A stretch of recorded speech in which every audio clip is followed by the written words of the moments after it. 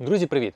Сьогодні я вам розповім, чому огірки не ростуть саме зараз, весною. Коли ви їх посіяли або висадили розсадою, вони випустили декілька листочків, але дуже повільно ростуть, не розвиваються. Причини може бути три. Перша причина – це нестача харчування. Якщо ви не вносили при посіві насіння, при висаджуванні розсади ніяких добрив, особливо азотних, то розсада може сидіти на місці.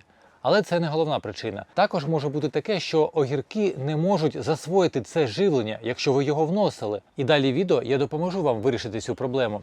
Ну і третя причина, якраз вона саме зараз і не дозволяє огіркам нормально рости.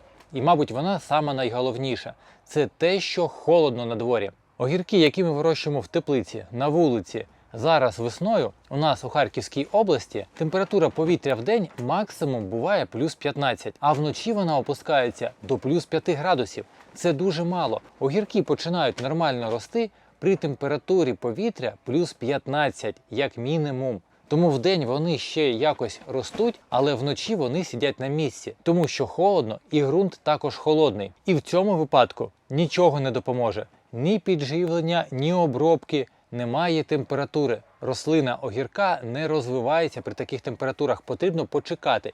Як тільки потеплішає, потім ми можемо зробити наступне підживлення. Якраз воно допоможе виправити проблему неможливості рослиною засвоювати поживні речовини з ґрунту. А саме, як тільки потеплішає, коли нічна температура стане плюс 10 градусів і вища, а денна буде плюс 20, плюс 25 градусів по Цельсію, приготуйте саме це добриво. Для цього знадобиться невелика ємність. Я використовую півлітровий пластиковий стакан. Набираю в нього теплу воду. Температура повинна бути не вище 40 градусів, щоб ви з легкістю могли взятись за стакан з такою водою і тримати його в руці, щоб вам не було дуже гаряче. Також знадобляться звичайні сухі дріжджі. Для цього потрібно буде взяти 1 столову ложку. Це якраз розмір невеликої пачки дріжджів. Висипаємо дріжджі у стаканчик з гарячою водою і обов'язково потрібно додати на цей об'єм 1 столову ложку цукру. Цукор запустить процес бродіння, тому що він для грибів дріжджів являється харчуванням. Ставимо цей стаканчик у тепле темне місце, я, наприклад, ставлю у теплиці, але обов'язково стаканчик потрібно захистити від прямих сонячних променів, тому що це гриби, на сонці вони гинуть. І залишаємо так на 2 години. Вже через півгодини ми бачимо бурхливу реакцію, вже дріжджі активувалися і запустилися, а після 2 годин активний процес бродіння вже скінчився і можна використовувати ці дріжджі. Для цього знадобиться набрати 5 літрів теплої води, вуличної температури, не холодної води, тому що дріжджі вже активовані і в холодній воді вони призупиняться, а в теплій процес не буде зупинятися. І весь цей об'єм виливаємо у 5 літрів води, отримуємо концентрат. Добре його перемішуємо і вже цього концентрату нам знадобиться всього 1 літр, додати також у 10-літрове відро теплої води, перемішати і можна таким добривом підживлювати огірки та інші рослини на своїй ділянці, які погано ростуть.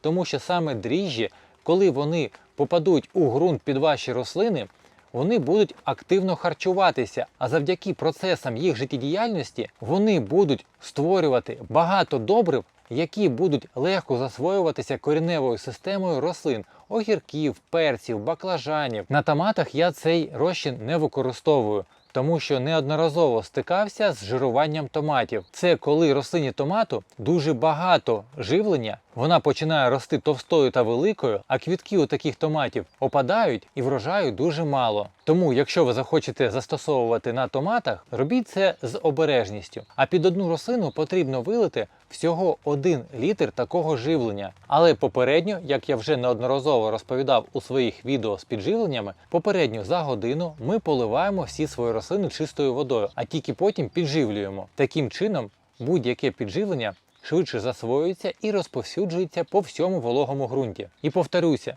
це добриво ми починаємо використовувати тільки коли потеплішає, тому що дріжджі, як я вже вам пояснював у самому відео, не будуть працювати у холодному ґрунті і у холодній воді. Тому чекаємо потепління і робимо таке підживлення. І ви побачите, як за декілька днів ваші огірки дуже швидко виростуть.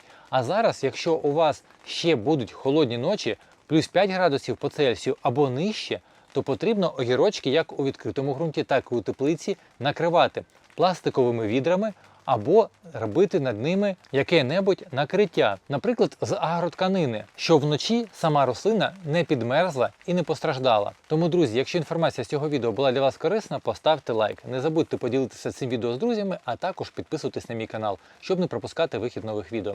Я вам бажаю вдалого дня і зустрінемось у наступних відео.